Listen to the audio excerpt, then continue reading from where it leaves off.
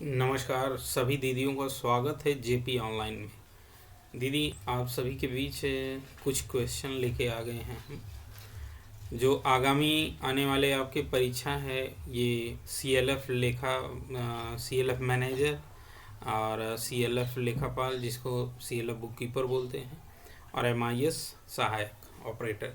ठीक है, ये 3 वैकेंसियाँ थी जिसका पेपर अभी ये मार्च में होने वाला है, 15 मार्च के बाद। तो इसके लिए आपको जो ये हम जीएस बता रहे हैं, यही क्वेश्चन आएंगे, इसी में से आपका क्वेश्चन बनने वाला है। तो आप इसको ज़रूर तैयार कर लीजिए। ठीक है, अपने कॉपी में नोट डाउन कर लीजिए वीडियो देख के, और उसको याद कर लीजिए। ठीक है दीदी, तो चलिए वीडियो को शुरू करते हैं। 50 क्वेश्चन हमने पहले बना दिया था, उसके आगे का अभी आप सभी के बीच बताते हैं। ठीक है, तो हमारा अगला जो क्वेश्चन है, चयनित बैंक सखी कितने महीने या कितनी अवधि में कार्य करती है, कितने दिन में काम करती है। तो आपका जो ऑप्शन है, ए 3 महीने, बी 6 महीने, सी 12 महीने, डी 1 महीने। तो आपका जो दीदी उत्तर है ए 3 महीने में बैंक सखी 3 महीने बाद काम चालू कर देती है। ठीक है, 3 महीने तक ट्रेनिंग होता है उसका। अच्छा, उसके बाद है अगला क्वेश्चन, पीडीएस का पूर्ण रूप क्या है। Personal distribution system, public distribution system, C public delivery society, D इनमें से कोई नहीं। तो आपका सही जवाब है बी, पब्लिक डिस्ट्रीब्यूशन सिस्टम।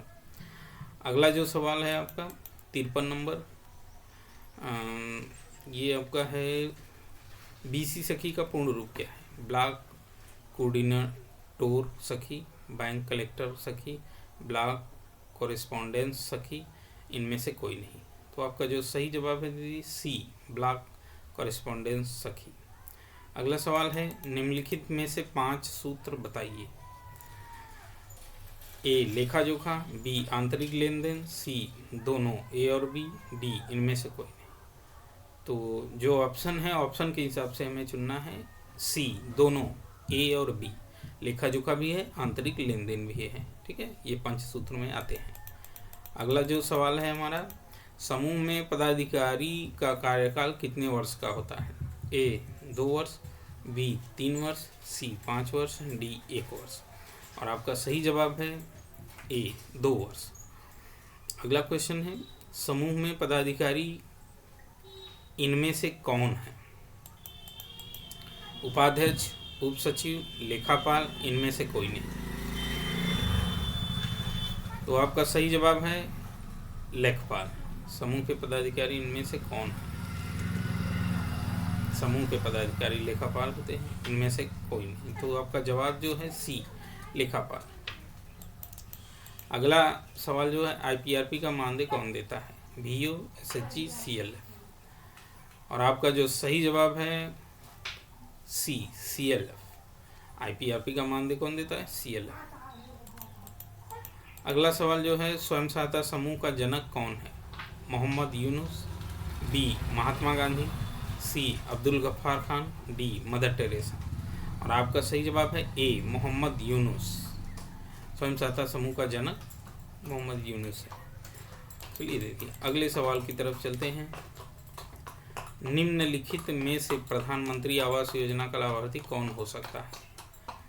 जिसका सुंदर मकान हो, बी जो बेघर हो, सी जिसका पक्का मकान हो, डी इनमें से कोई नहीं। तो आपका जो सही जवाब है बी, जो बेघर हो। और अगला सवाल है, निम्नलिखित में से किसका बैंक खाता होना अनिवार्य है। समूह के सदस्यों का, बी एसएचजी का, सी वीओ का, डी सभी का। तो आपका सही जवाब है सभी का। एसएचजी का भी होना अनिवार्य है, समूह के सदस्यों का भी, वीओ का भी। तो सभी का खाता होना अनिवार्य है। आईसीआरपी का क्या काम होता है। समूह का गठन करना, बी सीएलएफ का गठन करना, सी बैंक सखी का प्रशिक्षण करना, डी उपरोक्त में से सभी। तो आपका सही जवाब है आईसीआरपी का काम मुख्य है समूह का गठन करना। ठीक है,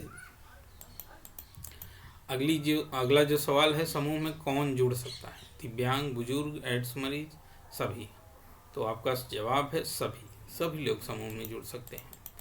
ठीक है। अगला जो सवाल है, निम्नलिखित में से कौन कृषि एवं पशु से संबंधित कार्यों को क्रियान्वित करता है?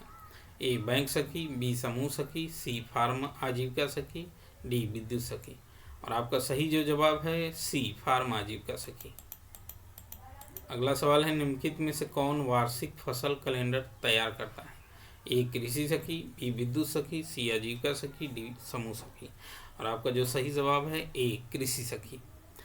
निम्नलिखित में से कौन अपने गांव में हर महीने पशु पाठशाला आयोजित कर सकता है? पशु पाठशाला आयोजित करता है, ठीक है। तो आपका जवाब है ए कृषि सखी, बी फार्म आजीविका सखी, सी पशु सखी, डी समूह सखी। और आपका जो उत्तर है सी पशु सखी, ठीक है। थोड़ा इसको हम जूम आउट करते हैं। चलिए अगले सवाल की तरफ चलते हैं। पशु सखी की आयु सीमा कितनी होनी चाहिए? ए 40 वर्ष, बी 55 वर्ष, सी 50 वर्ष, डी 45 वर्ष। तो पशु सखी की आयु सीमा 45 वर्ष कम से कम होनी चाहिए। निम्नलिखित में से कौन उत्पादक समूह का गठन करेंगे? ए पशु सखी, बी फार्म आजीविका सखी, सी कृषि सखी, बी बीसी सखी। और आपका सही जवाब है ए पशु सखी। चलिए अगले सवाल की तरफ चलते हैं। फार्म आजीविका सखी किसको सपोर्ट करेंगी? ए समूह के अध्यक्ष को, बी सीएलएफ के आईपीआरपी को, सी सीएलएफ के अध्यक्ष को, डी ग्राम संगठन के अध्यक्ष को। और आपका सही जवाब है डी ग्राम संगठन के अध्यक्ष को। और अगला सवाल दीदी, उत्पादक समूह की सदस्यता शुल्क कितनी होती है?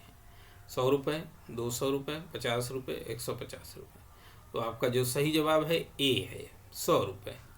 अगला सवाल, निम्नलिखित में से कौन सा एसएचजी का कॉर्पस नहीं है? VGF, B CIF, CRF, D startup. तो ये जो VGF फंड आता है ये समूह का कॉर्पस नहीं है, और तीनों हैं, ठीक है। CIF भी आता है, RF भी आता है, स्टार्टअप भी आता है, VGF नहीं आता, ठीक। अगले सवाल की तरफ चलते हैं। अंकों की सबसे छोटी संख्या कौन सी है? 10, 99, 02, 20। और आपका सही जवाब है सी 02। निम्नलिखित में से कौन सी 5 अंकों की सबसे बड़ी संख्या है?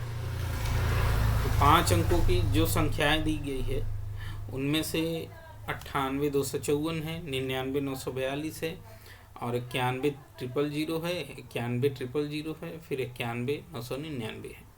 तो आपका जो सही जवाब है बी वाला 99,942, यही सही होगा। 5 अंकों की सबसे बड़ी संख्या।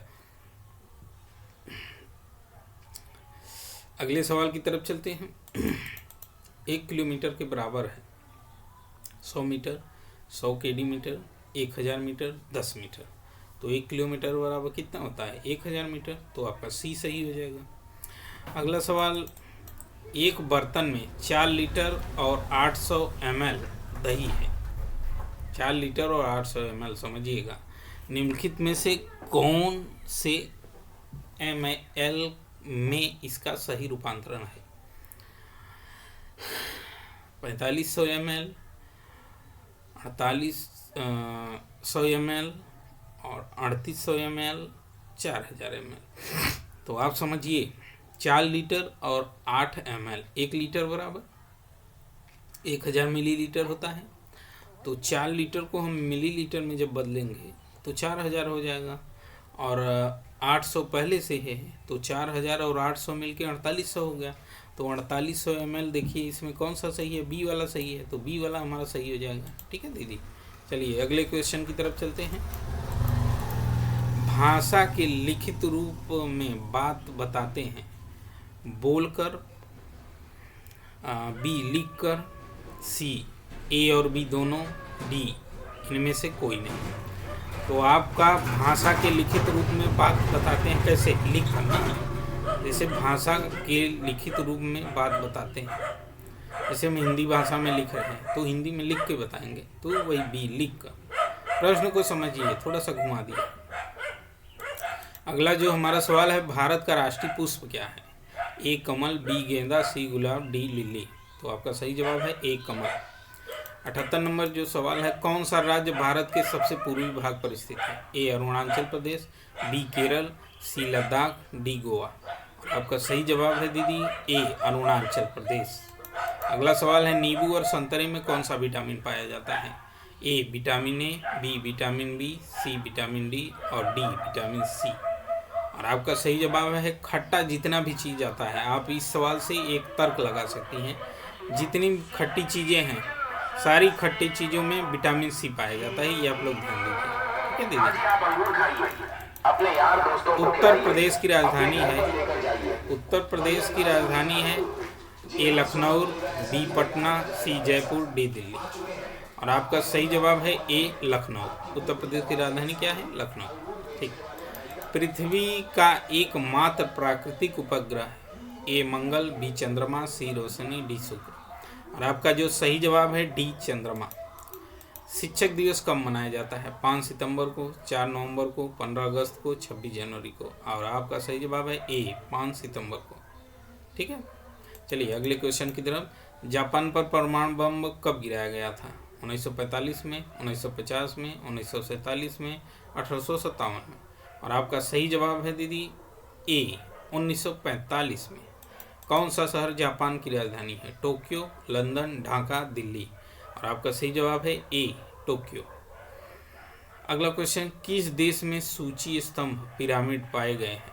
ए ईरान, बी युगांडा, सी मिस्र, डी पुर्तगाल। और आपका सही जवाब है सी मिस्र। अगला सवाल है निम्नलिखित में से किसका जीएसटी